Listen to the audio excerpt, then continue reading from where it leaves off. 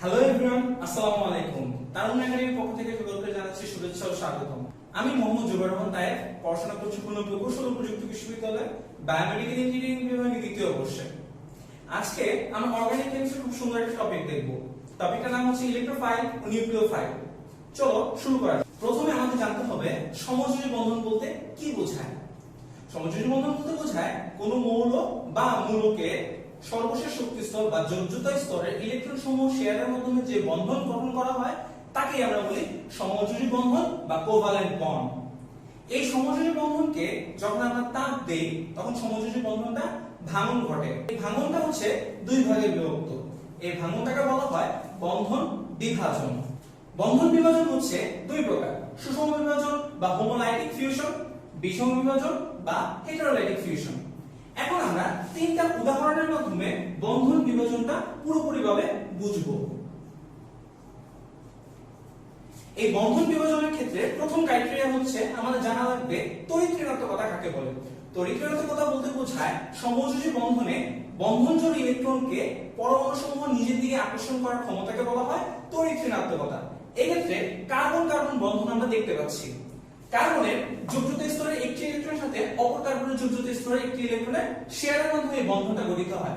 এই ক্ষেত্রে আমরা যদি দুইটা ইলেকট্রনকে ইন্ডিকেট করি তাহলে এই বন্ধনে যখন আমরা তাপ দিব তখন এই বন্ধনটা ভাঙবে, একটা কার্বন তার শেয়ারকৃত ইলেকট্রনটা নিয়ে আলাদা হয়ে যাবে এবং অপর কার্বন তার শেয়ারকৃত ইলেকট্রনটি নিয়ে আলাদা হয়ে যাবে। এখন কথা হচ্ছে কেন তারা সুষমভাবে বিভাজিত হয়, মানে সমানভাবে তাদের ইলেকট্রনকে নিয়ে তারা আলাদা হয়ে যায়। এক্ষেত্রে আমরা দেখব কার্বনের তড়িৎ ঋণাত্মকতা কত। কার্বনের তড়িৎ ঋণাত্মকতা হচ্ছে 2.5। সো আমরা জানি যে বন্ধনজোড় ইলেকট্রনকে নিজের দিকে আকর্ষণ করার ক্ষমতাকে বলা হয় তড়িৎ ঋণাত্মকতা। এখানে দুইটা কার্বনেরই তড়িৎ ঋণাত্মকতা একদম সমান, তাই এই বন্ধনজোড় ইলেকট্রনটাকে কোনো কার্বনই তার নিজের দিকে টেনে নিতে পারবে না। যখন এখানে তাপ দেওয়া হবে তখন তাদের শেয়ারকৃত ইলেকট্রনটাই তারা নিয়ে আলাদা হয়ে যাবে। এটা আমরা বুঝলাম। এবার আসো কার্বন আর ক্লোরিন বন্ধনের ক্ষেত্রে দেখি। কার্বনের একটা ইলেকট্রন আর ক্লোরিনের যোজ্যতা স্তরের আরেকটা ইলেকট্রনের সাথে এই বন্ধনটা গঠিত হয়। এই ক্ষেত্রে কার্বনের তড়িৎ ঋণাত্মকতা আবার আগের মতো 2.5, ক্লোরিনের তড়িৎ ঋণাত্মকতা 3। এখানে দেখো কার্বনের তড়িৎ ঋণাত্মকতা থেকে ক্লোরিনের তড়িৎ ঋণাত্মকতা অপেক্ষাকৃত বেশি, যার কারণে বন্ধনজোড় ইলেকট্রনের বেগ ক্লোরিনের দিকে বেশি চলে যাবে।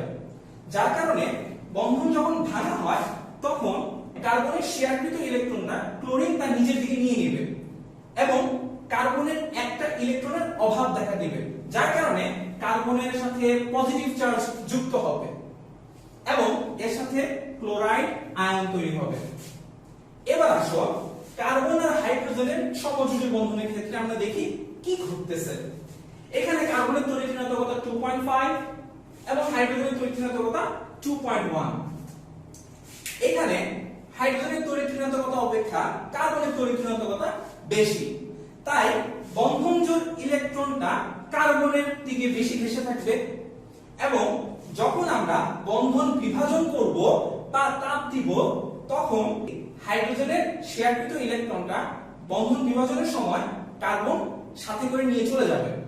এই ক্ষেত্রে বন্ধন বিভাজনের পর দেখা যায় কার্বনের নেগেটিভ চার্জ আসছে এবং H+ আয়ন দেখা দিচ্ছে। এতক্ষণ আমরা এই বন্ধন বিভাজনের বিভিন্ন উদাহরণ দেখেছি। এই বন্ধন বিভাজনের উদাহরণের মধ্যে প্রথমটা আমরা যেটা দেখেছি এটা হচ্ছে সুষম বিভাজনের পারফেক্ট একটা উদাহরণ এবং পরবর্তী যে দুইটা উদাহরণ দেখেছি এটা ছিল বিষম বিভাজনের উদাহরণ। সুষম বিভাজনে বন্ধন ভাঙার পরে যেগুলো তৈরি হয়েছে এগুলোকে আমরা বলবো মুক্তমূলক বা ফ্রি রেডিকেল, এবং যেহেতু আমরা কার্বন নিয়ে কাজ করেছিলাম তাই এটা বলা হয় কার্বন মুক্তমূলক বা কার্বন ফ্রি রেডিকেল। আমরা সবসময় খেয়াল রাখবো সবসময় মুক্তমূলক কখন তৈরি হবে। সবসময় মুক্তমূলক তৈরি হবে হোমোলাইটিক ফিউশন বা সুষম বিভাজনের পর। প্রথমে আমরা আসলে দেখে নিই কার্বনের কনফিগারেশনটা কি। কার্বনের প্রথম শক্তি স্তরে থাকে দুইটা ইলেকট্রন এবং পরবর্তী শক্তি স্তরে থাকে চারটা ইলেকট্রন। কার্বন যখন সমযোজী বন্ধন তৈরি করে অপর একটি কার্বনের সাথে, এই কার্বনের যোজ্যতা স্তরের একটি ইলেকট্রনের সাথে অপর একটি কার্বনের যোজ্যতা স্তরের আরেকটি ইলেকট্রনের শেয়ারের মাধ্যমে কার্বন কার্বন সমযোজী বন্ধন তৈরি হয়। যখন আমরা এখানে তাপ প্রদান করব তখন এই বন্ধনটা ভেঙে যাবে, তখন সুষম বিভাজন হবে। আমরা কি বলেছিলাম সুষম বিভাজনের ক্ষেত্রে? সুষম বিভাজনের ক্ষেত্রে বলেছিলাম কার্বন তার শেয়ারকৃত নিজস্ব ইলেকট্রনটা নিয়েই আলাদা হয়ে যায়। এটা হচ্ছে কার্বন ফ্রি রেডিকেলের কনফিগারেশন। তো দেখা যায় এখানে কার্বনের দ্বিতীয় স্তরে বা যুগ্মত স্তরে যে ইলেকট্রন শেয়ার করতেছিল, শক্তি পাওয়ার পর বা তাপ প্রদান করার পর এই ইলেকট্রনটা দ্বিতীয় স্তর থেকে জাম্প করে তৃতীয় বা তার চেয়ে উচ্চ শক্তি স্তরে চলে যায়। এখানে তোমরা দেখো যখন আমরা বন্ধন বিভাজনের ক্ষেত্রে তাপ প্রদান করলাম, এখানে তাপ প্রদান মানে হচ্ছে ইলেকট্রনকে শক্তি প্রদান করা। ইলেকট্রন যখন শক্তিটা গেইন করবে তখন ইলেকট্রন যে শক্তি স্তরে ছিল, ইলেকট্রন শক্তি গেইন করার পরে সে তার উচ্চ শক্তি স্তরে জাম্প করে চলে যাবে। এটা হচ্ছে ইলেকট্রনের একটা সাধারণ বৈশিষ্ট্য। যখন ইলেকট্রনটা একটা নতুন শক্তি স্তরে একাভাবে অবস্থান করতেছে, এটা কিন্তু একটা ক্ষারের বৈশিষ্ট্য অর্জন করতেছে। কেন? কারণ হচ্ছে আমরা গ্রুপ 1 এর ক্ষেত্রে দেখতে পারি যে গ্রুপ 1 এর মৌলসমূহের সবগুলোর যোজ্যতা স্তরে একটি করে ইলেকট্রন বিদ্যমান। এখানে দেখো এটারও যোজ্যতা স্তর হচ্ছে তৃতীয় শক্তি স্তর এবং তৃতীয় শক্তি স্তরে একটি মাত্র ইলেকট্রনের অবস্থান রয়েছে। তো আমরা এখন বলতে পারি যে কার্বন ফ্রি রেডিকেল বা যে কোনো ফ্রি রেডিকেল তাদের বৈশিষ্ট্য হচ্ছে একটা ধাতুর ন্যায় আচরণ করা। এখন আমরা ফ্রি রেডিকেলের বৈশিষ্ট্যগুলো নিয়ে আলোচনা করব। এক নম্বর বৈশিষ্ট্য হচ্ছে ফ্রি রেডিকেল চার্জ নিরপেক্ষ, আর দুই নম্বর বৈশিষ্ট্য হচ্ছে ফ্রি রেডিকেল অত্যন্ত সক্রিয়। এখন আমরা আসি কেন চার্জ নিরপেক্ষ। দেখো ফ্রি রেডিকেলের ক্ষেত্রে দেখা যায় কার্বন তার যে শেয়ারকৃত ইলেকট্রন ছিল সেই শেয়ারকৃত ইলেকট্রনটা নিয়ে সে কার্বন ফ্রি রেডিকেল উৎপন্ন হয়েছে। দেখো এখানে কোনো ইলেকট্রন সে কারো থেকে নেয়নি বা কাউকে শেয়ার করেনি, তার যে ইলেকট্রনটা ছিল সেই ইলেকট্রনটা নিয়ে সে বিদ্যমান রয়েছে। তাই এখানে কোনো চার্জের আদান প্রদান হয়নি, তাই ফ্রি রেডিকেল সমূহ হচ্ছে চার্জ নিরপেক্ষ। এবার আসো ফ্রি রেডিকেল অত্যন্ত সক্রিয় কেন। আমি বলেছিলাম কার্বন ফ্রি রেডিকেল বা যে কোনো ফ্রি রেডিকেল তাদের যোজ্যতা স্তরে একটি মাত্র ইলেকট্রন থাকে বিধায় তারা ধাতুর ন্যায় আচরণ করে বা গ্রুপ 1 এর মৌলসমূহের ন্যায় আচরণ করে। এবং গ্রুপ 1 মৌলসমূহের ক্ষেত্রে আমরা দেখতে পাই যে গ্রুপ 1 এর মৌলসমূহ অত্যন্ত সক্রিয়, তারা খুব সহজে যোজ্যতা স্তর থেকে একটি ইলেকট্রন দান করে দিতে পারে। এখন আমরা দেখব হেটারোডাইনামিক ফিউশন বা বিষম বিভাজনের ক্ষেত্রে কি ঘটতেছে। কার্বন ক্লোরিনের বন্ধনের ক্ষেত্রে আমরা দেখেছি যখন তাদের বন্ধন বিভাজন হয়, কার্বন থেকে ক্লোরিনটা কার্বনের শেয়ারকৃত ইলেকট্রনটা নিয়ে আলাদা হয়ে চলে গেছে। এখানে কার্বনের পজিটিভ চার্জ সৃষ্টি হয়। এটা হচ্ছে কার্বনের একটা ধনাত্মক আয়ন এবং এটাকে আমরা বলবো কার্বোক্যাটায়ন বা কার্বনিয়াম আয়ন। এখন যদি কার্বন হাইড্রোজেনের ক্ষেত্রে দেখি, আমরা কার্বন হাইড্রোজেনের ক্ষেত্রে দেখা যায় কার্বন হাইড্রোজেনের শেয়ারকৃত ইলেকট্রনটা নিয়ে সে আলাদা হয়ে চলে গিয়েছিল। সেক্ষেত্রে কার্বনের নেগেটিভ চার্জ পাওয়া গিয়েছিল এবং এটাকে আমরা বলবো কার্বন আয়ন। কার্বোক্যাটায়ন এবং কার্বন আয়ন এরা আসলে তিন ভাগে বিভক্ত: প্রাইমারি, সেকেন্ডারি এবং টারশিয়ারি। আমরা সকলে জানি কার্বনের যোজ্যতা ইলেকট্রন 4। তো এখন আমাদের যদি বলা হয় যে এই কার্বনটি কত ডিগ্রি কার্বন, সেক্ষেত্রে আমাদের সবসময় চিন্তা করতে হবে যে এই কার্বনটাকে বলা হয় কেন্দ্রীয় কার্বন। তো এই কেন্দ্রীয় কার্বনটি আসলে কত ডিগ্রি কার্বন সেটা ডিপেন্ড করবে আর বা অ্যালকাইল গ্রুপের উপরে। তো এখন কার্বনের চারটি হাতে যতগুলো আর বা অ্যালকাইল গ্রুপ যুক্ত থাকবে সেই কার্বনটাকে আমরা তত ডিগ্রি কার্বন বলবো। আমরা হেটারোডাইনামিক ফিউশনের ক্ষেত্রে পেয়েছি কার্বোক্যাটায়ন মানে কার্বনের পজিটিভ চার্জ এবং কার্বন আয়ন বা কার্বনের নেগেটিভ চার্জ।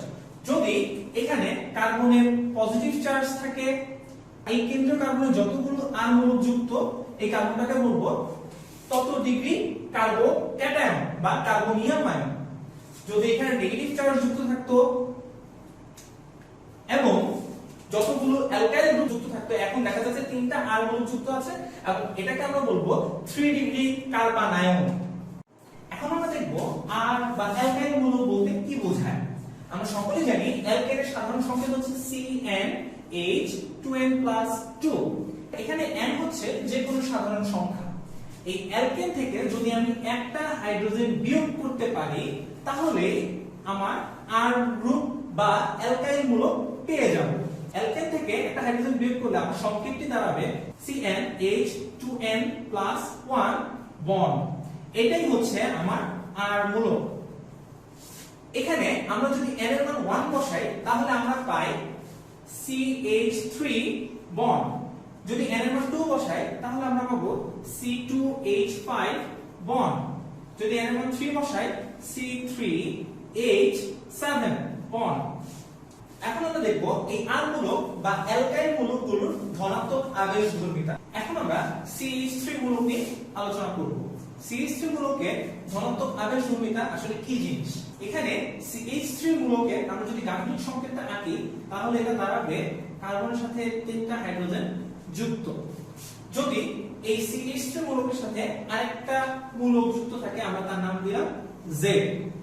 এখানে একটু খেয়াল করে দেখো তড়িৎ ঋণাত্মকতার পার্থক্যের দরুন আমার এই কার্বন হাইড্রোজেনের শেয়ারকৃত ইলেকট্রনটা কার্বনের দিকে বেশি পরিমাণে ঘেঁষে থাকবে। এখন তুমি যদি প্রতিটা কার্বন হাইড্রোজেন বন্ধন চিন্তা করো তাহলে কার্বনের দিকে 3 জোড়া মেঘের ইলেকট্রনের ঘনত্ব দেখা যাবে। তো তখন এই ইলেকট্রন ঘনত্বের দরুন এই Z পরমাণু বা মৌলকের দিকে কার্বনের ইলেকট্রন পাস করার একটা টেন্ডেন্সি কাজ করে। এটাকে বলা হয় ধনাত্মক আবেশধর্মিতা। এখন আমরা আসলে চিন্তা করি C2H5 এর বেলায় কি হয়। এখানে দেখো 3টা কার্বন হাইড্রোজেন বন্ধনে ইলেকট্রনের মেঘ একটা কার্বনের দিকে। এখন আসো এখানে দেখা যায় মিথিলিন মূলকের মতোই আচরণ করবে। 3 জোড়া ইলেকট্রনের মেঘ কার্বনের দিকে ঘেঁষে আছে। এই কার্বনের বেলায় দেখা যায় 2টা ইলেকট্রন জোড়ার মেঘ কার্বনের দিকে ঘেঁষে আছে। এখন এই 3টা কার্বন হাইড্রোজেনের বন্ধনের ইলেকট্রনের মেঘের ফোর্সটা কাজ করবে এই কার্বনের দিকে। এই কার্বনে আছে 2 জোড়া বন্ধনজোড় ইলেকট্রনের মেঘ। এখন এখানে যদি Z মূলক যুক্ত হয় তাহলে এখানে টোটাল 5 জোড়া ইলেকট্রনের মেঘের ঘনত্ব Z এর দিকে পাস করার একটা টেন্ডেন্সি দেখা যাচ্ছে। তাহলে দেখো অ্যালকাইল গ্রুপ আমার যত বড় হচ্ছে বা কার্বনের সংখ্যা যত বাড়তেছে তাহলে ইলেকট্রন ওই মূলকের দিকে পাস করার টেন্ডেন্সি আরো বাড়তেছে। এটাকে বলা হয় ধনাত্মক আবেশধর্মিতা। এখন আমরা দেখব কার্বোক্যাটায়নের সক্রিয়তা এবং কার্বন আয়নের সক্রিয়তা। যদি তুমি একটু খেয়াল করো দেখো এখানে 3 ডিগ্রি 2 ডিগ্রি 1 ডিগ্রি কার্বোক্যাটায়ন রয়েছে এবং 3 ডিগ্রি ক্ষেত্রে 3টা অ্যালকাইল গ্রুপ যুক্ত, 2 ডিগ্রি ক্ষেত্রে 2টা অ্যালকাইল গ্রুপ যুক্ত এবং 1 ডিগ্রি ক্ষেত্রে একটা অ্যালকাইল গ্রুপ যুক্ত। বাকি হাতগুলো হাইড্রোজেন দিয়ে পরিপূর্ণ করা হয়েছে। এখন যদি আমার কার্বোক্যাটায়নের সক্রিয়তার ক্ষেত্রে দেখতে হয় তাহলে আমাকে চিন্তা করতে হবে যে কার্বোক্যাটায়নের কেন্দ্রীয় কার্বনে পজিটিভ চার্জের ঘনত্ব বেশি। এখন দেখো 3 ডিগ্রি 2 ডিগ্রি 1 ডিগ্রি প্রতি ক্ষেত্রে আমার একটা করে পজিটিভ চার্জ যুক্ত, প্রত্যেকই সমান অবস্থায় আছে। এখানে ডিফারেন্সটা ক্রিয়েট হবে আমার অ্যালকাইল গ্রুপের জন্য। অ্যালকাইল গ্রুপ আমরা ধনাত্মক আবেশধর্মিতা করার পরে জেনেছি অ্যালকাইল গ্রুপ ইলেকট্রন পাস করার টেন্ডেন্সি ক্রিয়েট করে।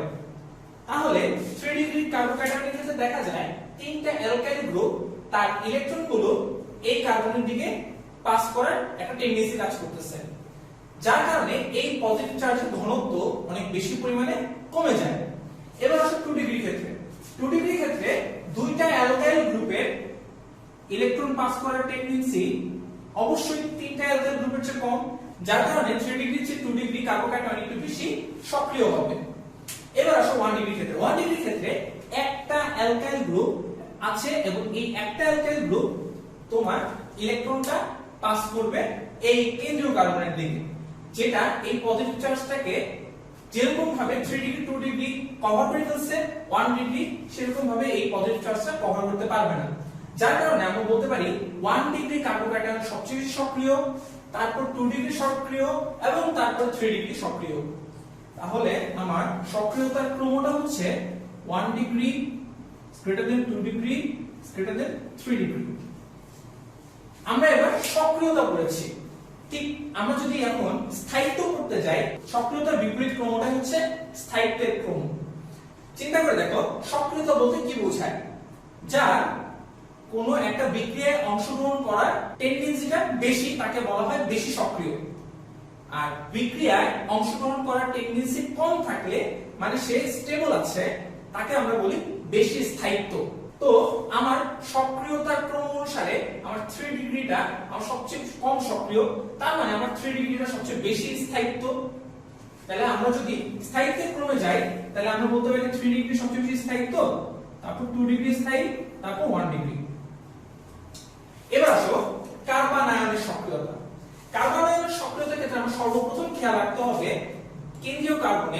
যার ইলেকট্রনের ঘনত্ব সবচেয়ে বেশি সেটা বেশি সক্রিয়। যেহেতু এখানে কার্বন আয়ন, সেজন্য ইলেকট্রন ঘনত্বের দিকে আমরা লক্ষ্য রাখবো। দেখো এখানে 3 ডিগ্রি 2 ডিগ্রি 1 ডিগ্রি ক্ষেত্রে প্রতি ক্ষেত্রে একটা করে ইলেকট্রনের নেগেটিভ চার্জ যুক্ত, কিন্তু এই ক্ষেত্রে ডিফারেন্সটা ক্রিয়েট হবে আর গ্রুপের ধনাত্মক আবেশ ধর্মিতার জন্য।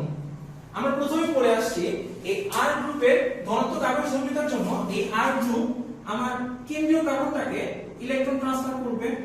এই ক্ষেত্রে যে কার্বনে আমি সবচেয়ে বেশি ইলেকট্রন মেঘের ঘনত্ব পাবো সেই কার্বনটা হবে সবচেয়ে বেশি সক্রিয়। 3 ডিগ্রি 2 ডিগ্রি 1 ডিগ্রি ক্ষেত্রে দেখা যায় 3 ডিগ্রির ক্ষেত্রে আমরা তিনটা অ্যালকাইল গ্রুপ পাচ্ছি এবং তিনটা অ্যালকাইল গ্রুপের এই ইলেকট্রন কেন্দ্রীয় কার্বনের দিকে পাস করার টেন্ডেন্সি সবচেয়ে বেশি। এই কারণে কেন্দ্রীয় কার্বনে ইলেকট্রন মেঘের ঘনত্ব বেশি বেড়ে যায়, যার কারণে কার্বনায়ন সক্রিয়তার ক্রম অনুসারে 3 ডিগ্রি কার্বনায়ন সবচেয়ে বেশি সক্রিয়। তারপর 2 ডিগ্রি ক্ষেত্রে দেখা যায় দুইটা অ্যালকাইল গ্রুপ আছে এবং দুইটা অ্যালকাইল গ্রুপ ইলেকট্রন পাস করে কেন্দ্রীয় কার্বনের দিকে, যা কিনা 3 ডিগ্রির চেয়ে কম। তার মানে 3 ডিগ্রি কার্বোক্যাটায়নের পর 2 ডিগ্রি কার্বোক্যাটায়ন সক্রিয়। এরপর আমরা 1 ডিগ্রি কার্বোক্যাটায়নের ক্ষেত্রে দেখি 1 ডিগ্রি কার্বোক্যাটায়ন একটা অ্যালকাইল গ্রুপ যুক্ত, এই একটা অ্যালকাইল গ্রুপই ইলেকট্রন পাস করে কেন্দ্রীয় কার্বনের দিকে। সো আমরা বলতে পারি কার্বন আয়নের সক্রিয়তা ক্রম অনুসারে 3 ডিগ্রি কার্বন আয়ন সবচেয়ে বেশি সক্রিয়, তারপর 2 ডিগ্রি কার্বন আয়ন সবচেয়ে বেশি সক্রিয়, তারপর 1 ডিগ্রি কার্বন আয়ন সবচেয়ে বেশি সক্রিয়। তো এবার কার্বন আয়নের স্থায়িত্বের কথা চিন্তা করো। কার্বন আয়নের স্থায়িত্ব হবে কার্বন আয়নের সক্রিয়তা ঠিক বিপরীত। এবার আমরা দেখব বিকারক কাকে বলে।